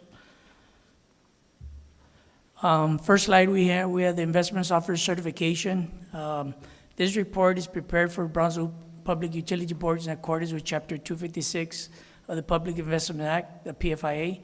Section 256.023 of the PFIA states that no less than a quarterly investment officer shall prepare and submit the governing body, the entity, a written report of the investment transactions for all funds covered in the chapter of the preceding report. And this report, which covers the quarter ended December 31st, is signed by the investment officers and includes the disclosures required by PFIA. The investment portfolio complied with PFIA and public PUB approved investment policy and strategy throughout the quarter. All investment transactions made in the PUB portfolio during the quarter were made on behalf of PUB and were in full compliance with PFIA and PUB's approved investment policy. I'll go over the asset class under Category A's. We have 4 categories there. There's more details on future slides. I'll briefly go over them. Slide A, first you have the bank deposits. And we have book values there of $19.3 million. Percent of portfolio is about 8.7%. Yield to maturity, 2.96%. The next category of investments under Class A, certificate deposits. We have a book value of $11 million. Percent of portfolio is about 5%. Yield to maturity, 4.14%. Next category is investment in pools. The market value on there, $151.4 million. Percent of portfolio, 69%. Yield to maturity, about 3.87%. And the last category there is U.S. Treasury notes. Market value on there is $37.6 million. Percent of portfolio is about 17.16%.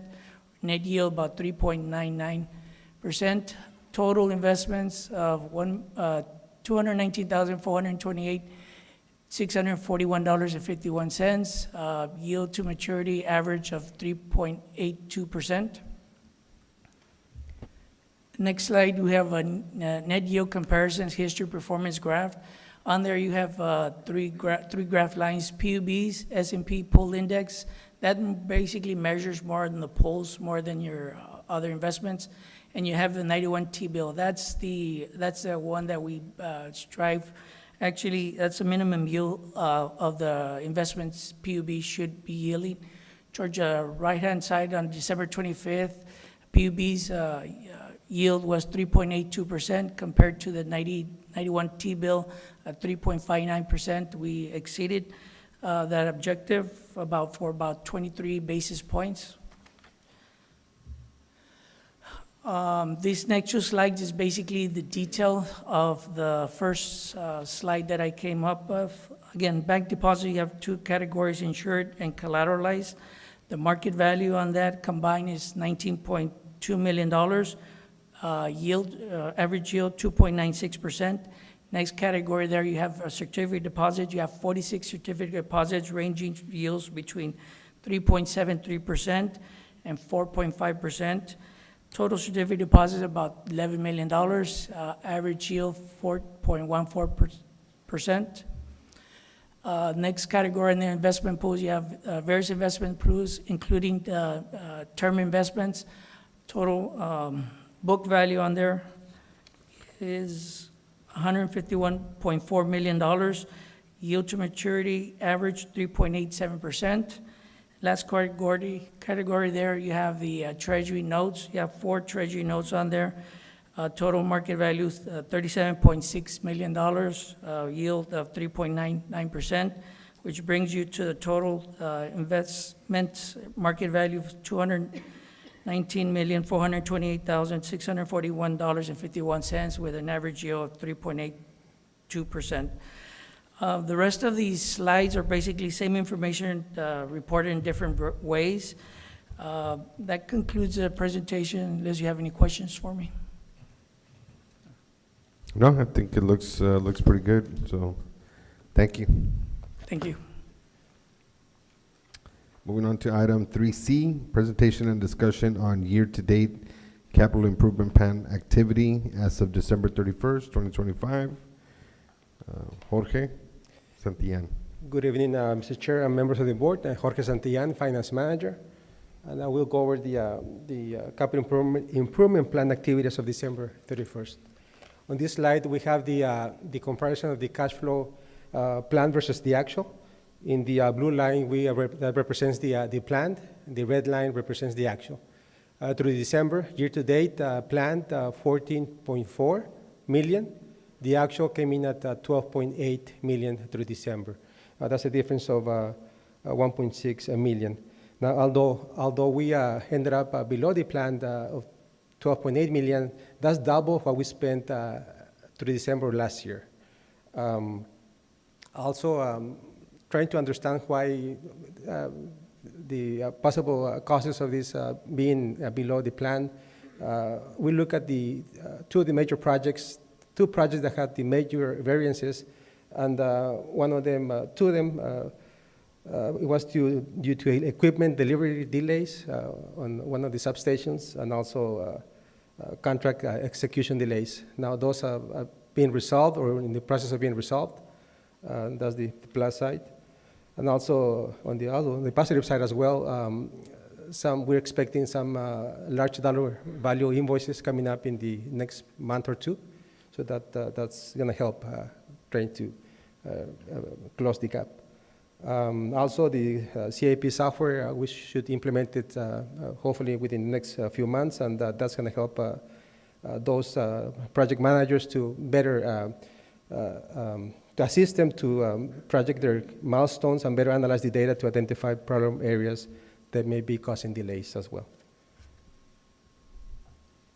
On this slide, we have the CIP combined utility summary as of December 2025. On the left side, we have the upper left side, we have the amended CIP budget of 89.7 million. Actuals, 12.8 million or 14.3%. Committed, those are the open purchase orders, 34.2 million.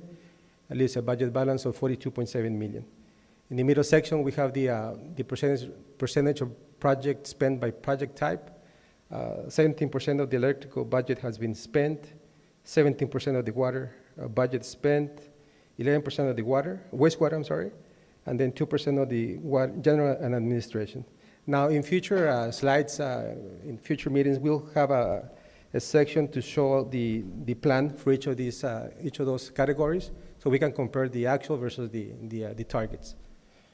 That's going to be in the future presentations. And then on the right side, we have the year-to-date actuals committed by category. In blue, we have the actuals, so 12.8 million committed, 34.2 million. And looking at the top three, under construction, 8.1 million actuals, committed 18.8 million. Utility relocations, 800,000. Actuals, 5.4 committed. Grant funded, this is mainly the downtown ARPA grants and then the AMI. Actuals 1.5 and committed 4.1. And this is the end of my presentation. Any questions? A quick question, if I can. Yes. In January, how do you think y'all going to do in January? Because it was a pretty aggressive month in terms of expenditures. We have not. I think today we're closing the books somewhere today, so we should have I haven't looked at the final numbers, but hopefully. I think January was the one that you. Yeah, that I y'all think. had, and look, it goes for 1 month, it rolls over to the next, as long as it kind of gets done. But as January seemed to be like $14 million, double, right, Mike? Yeah. Yeah. Yeah. Going from Yes. 14.4 million to 27.9 Yeah. million. So, It's a big. yeah, I just didn't want it to grow Yes. this way.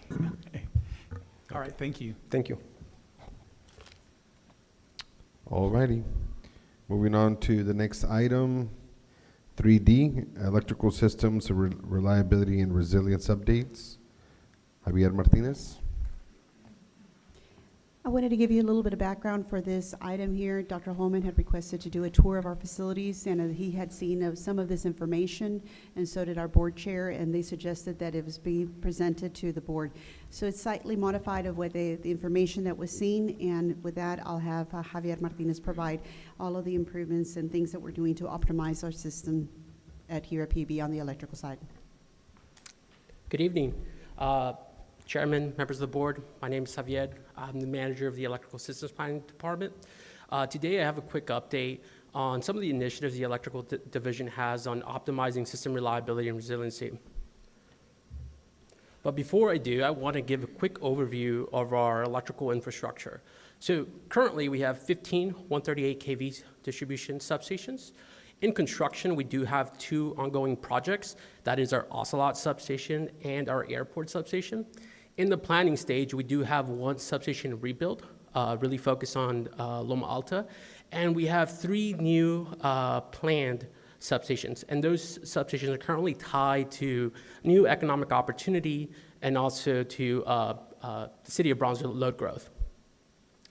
As far as our distribution system, we have roughly 53 distribution feeders, all at 12.5 kV, roughly service a little north of 5,800 customers, electrical customers. And in 2025, our system peak was around 332 megawatts. So to put in perspective, 1 megawatt's roughly anywhere between 800 to 900 homes. So that just kind of puts you in perspective of what 332 megawatts looks like. So in December of 2025, the board approved the strategic business plan. The strategic business plan is a 5+ year program, really focused on various initiatives across the organization. But in today's presentation, really going to focus on Area 8, really focusing on reliability and resiliency. And there's 2 initiatives within Area 8 that I want to focus on, Initiative 35 and Initiative 39. So what's Initiative 35? So Initiative 35 is really focused on providing more consistent electrical service to our customers by reducing the duration and frequency of our outages. Last year, I came to the board and provided a presentation on reliability indices and really focused on the KPI metrics that the electrical division was going to utilize. And to summarize those, again, that's our SAIDI, CAIDI, and safety number.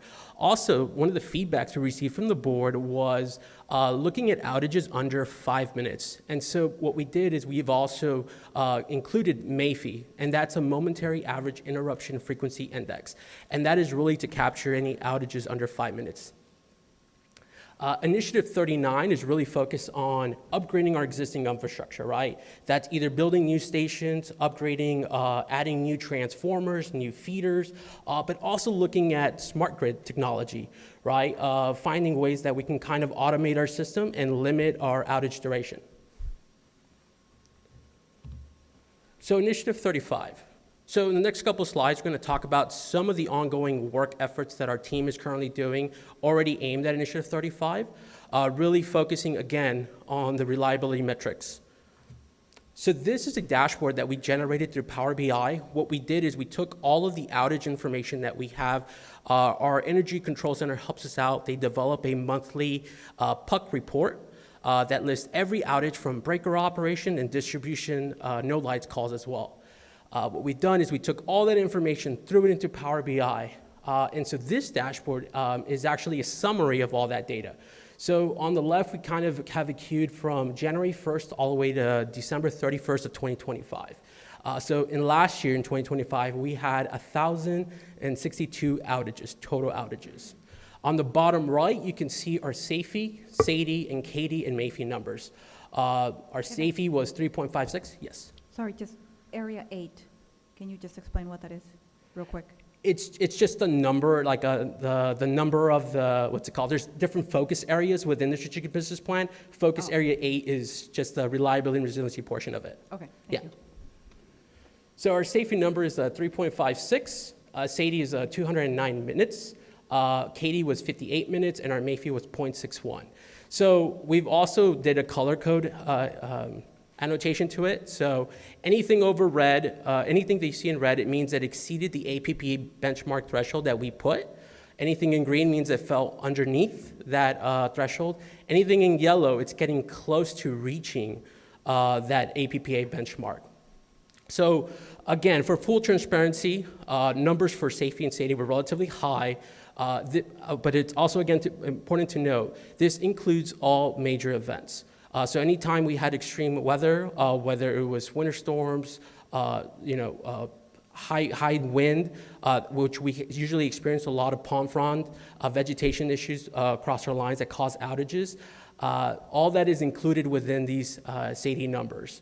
The other thing is we actually changed the way we generated our SAIDI and CAIDI numbers this year.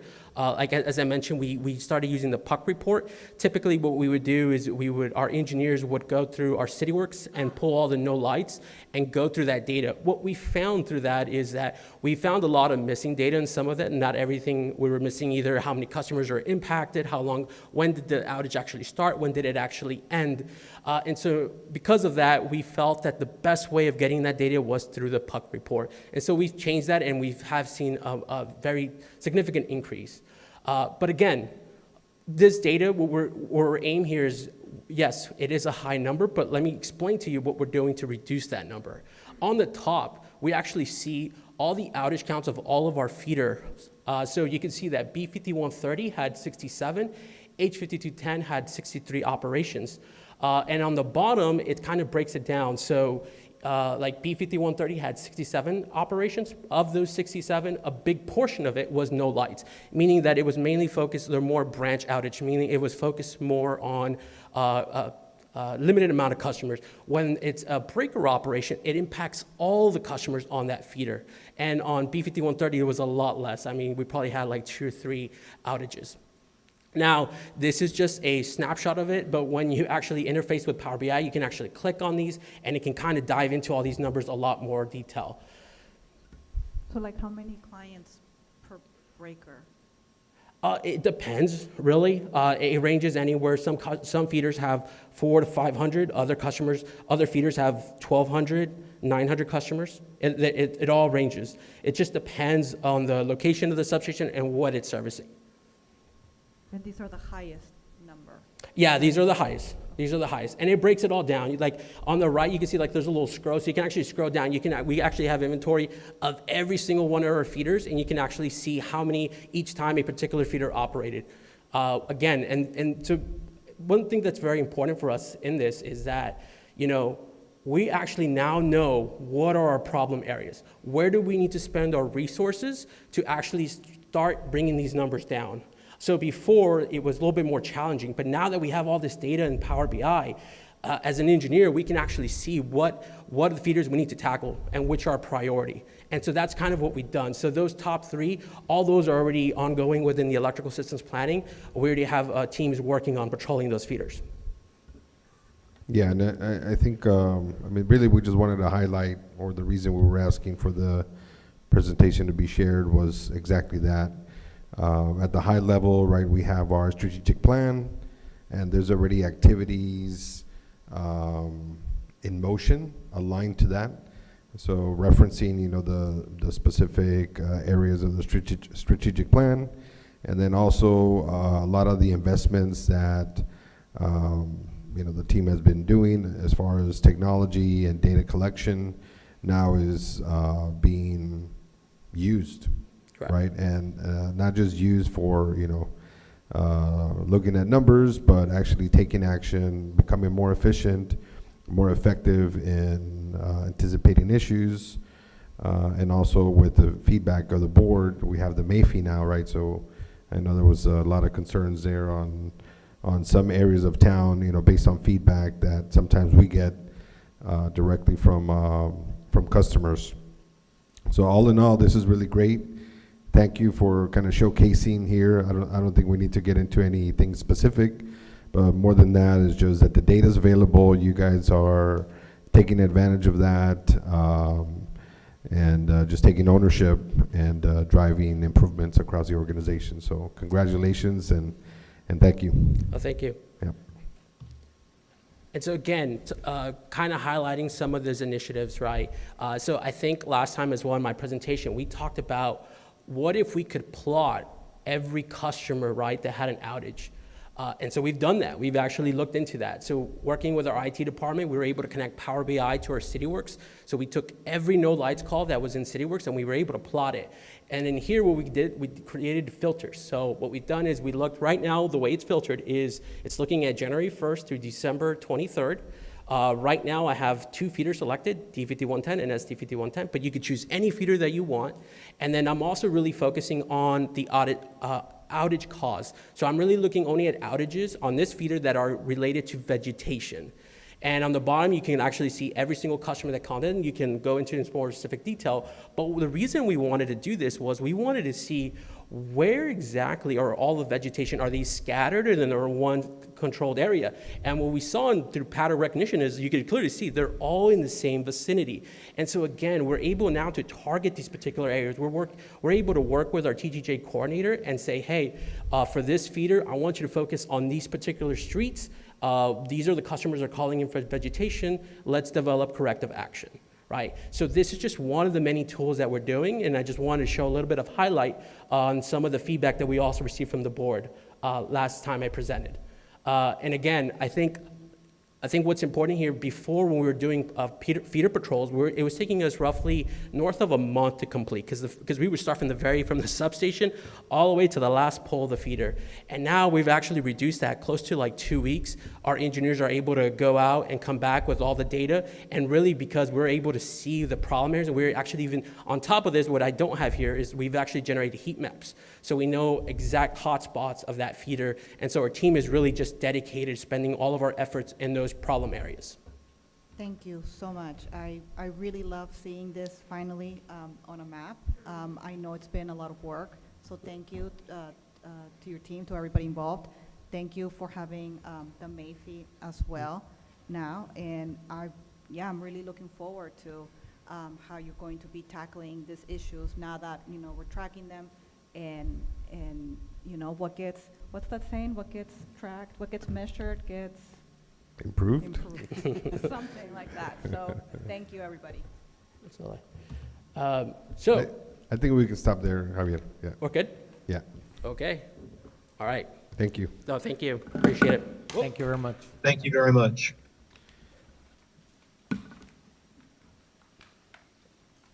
The, moving on to the next item, 3E, drought update. Good evening, Mr. Chairman, members of the board. My name is Jaime Flores. I'm the Water Resources Administrator, and I'll be giving you the drought update. U.S. combined ownership at Amistad and Falcon reservoirs as of January 31st, 2026 was 27.6%. You can see our previous U.S. combined ownership at Amistad Falcon for January 10th, 2026 was 27.5, January 17th, 27.6, and January 24th, 27.6. Our National Weather Service February to April 2026 outlook for the Lower Rio Grande Valley, Deep South Texas region. Warmer and leaning drier than normal outlook is anticipated through the February-April 2026 period. Cool cold fronts and dry air intrusions are expected to continue until March. The Falcon International Reservoir remained near historic lows at the end of January. As we continue through the dry season, confidence remains near certain 100% on total reservoir storage remaining just above record lows through April. And as we transition into March, April, heavy rainfalls and localized flooding has to be taken into consideration as the prospects for showers and thunderstorms could increase. That concludes my presentation at this time. Do you have any questions? Thank you very much. No questions, thank you. And I think we continue to be engaged with the city, aligned as far as the different stages and any actions to be moving in or out of a specific stage. Moving on to item G4, consideration and possible action to approve 3 resolutions authorizing the submittal of applications for financial assistance under the state and local cybersecurity grant program to the Office of the Governor. Eddie Hernandez. Chairman, members of the board, yes, staff requests authorization to submit 3 separate resolutions related to state and local cybersecurity program. The Office of the Governor is administrating this grant opportunity, which provides financial assistance to support cybersecurity planning, capability improvements, and risk mitigation efforts for local jurisdictions. We're asking for resolutions for 3. The first one is to create a water wastewater SCADA system incident response plan. The second is a water wastewater SCADA cybersecurity upgrade. And the third is cybersecurity staff training. So we have an opportunity to apply for these grants. So PUB would have a 30% matching commitment. We're hoping to apply for $491,000. PUB would have to match 30% of whatever, if anything, is awarded. So the max would be 400, and what was the total? $491,000. Okay, call it 500, so 30% of that? Correct.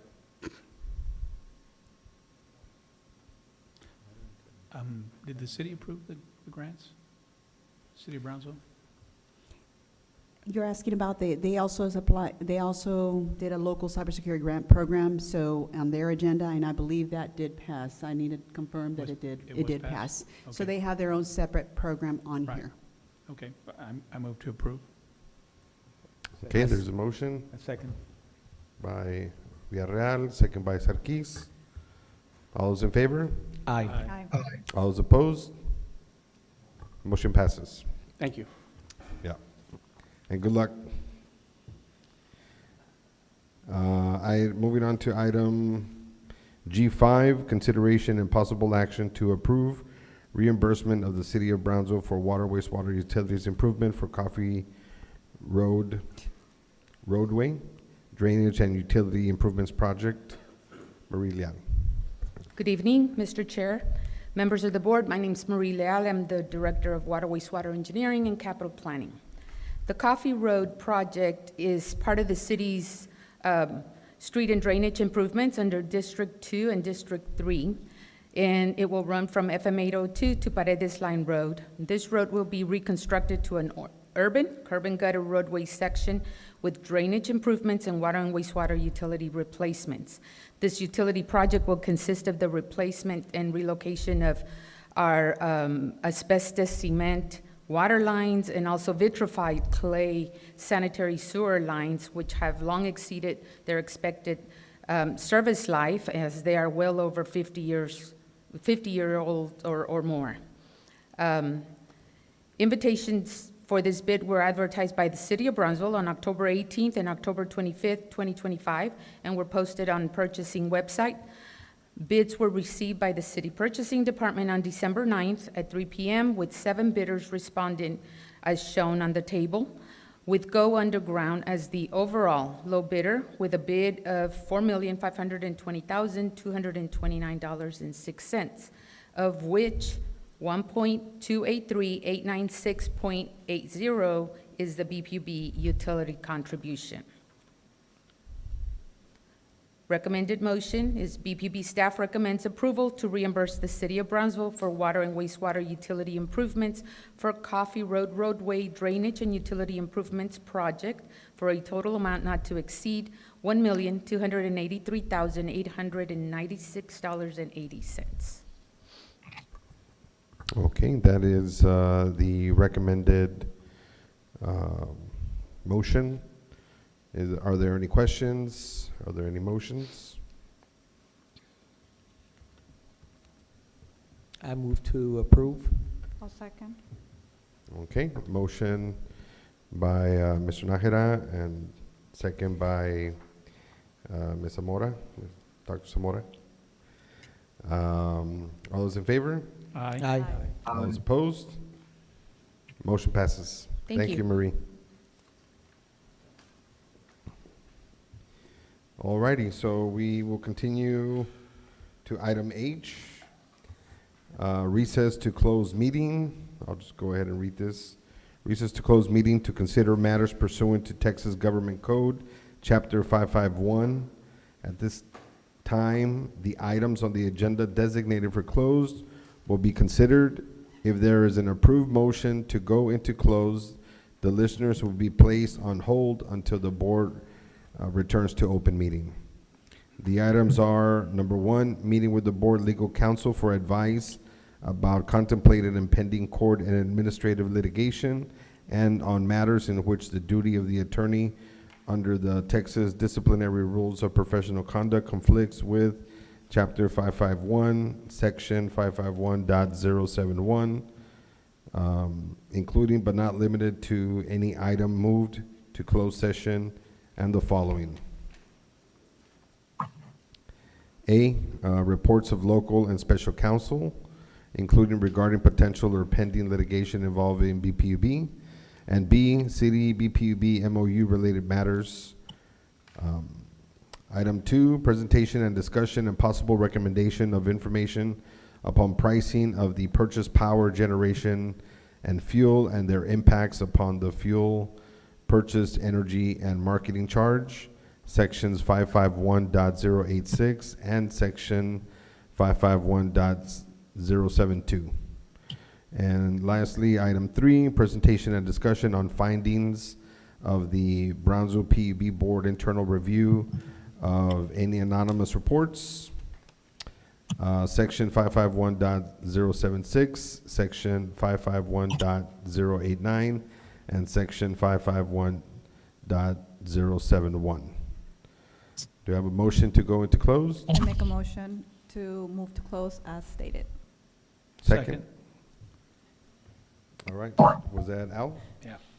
All right, we have a motion and a second. All those in favor? Aye. Aye. All those opposed? Motion passes. Thank you, everyone. Thank you for your patience. We'll be right back.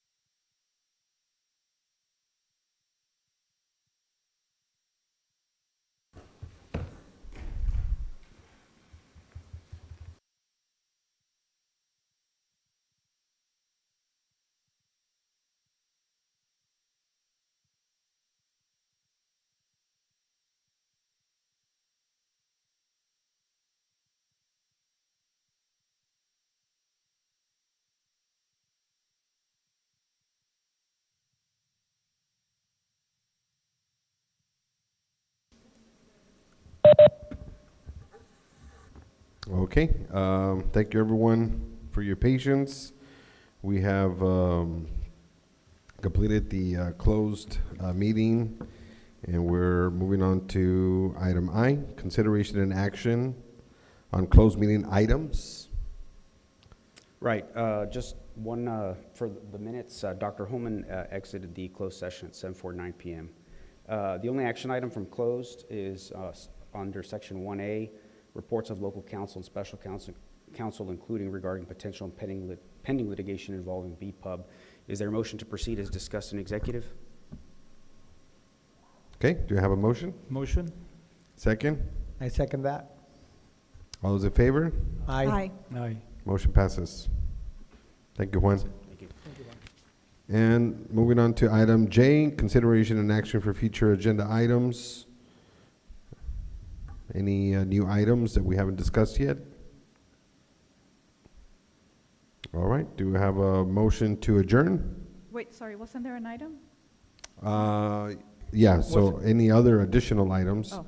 So the one item was, I believe, from the consent items, Mr. Nájera recommended that if there are any small projects list, that we would consider local Correct. vendors. Yep. Yeah, I would like that to be noted and to be able to discuss this further and make it happen that we permit this local vendors to be able to bid. We'll work on an agenda item to include a local vendor, and it's not going to be next board meeting. There'll be a few board meetings from now to follow Yep. the process on that. All right. Yeah, and just to iterate the point, I think what we said was that the vendors can still be vendors. It's just that in the particular list that we reviewed for item 7, they were not included based on the score and the list of vendors that we included.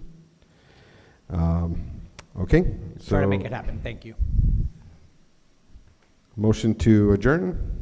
Motion? Second. All those in favor? Aye. Aye. All those opposed? Motion passes. Thank you, everybody. Thank you. Have a good night.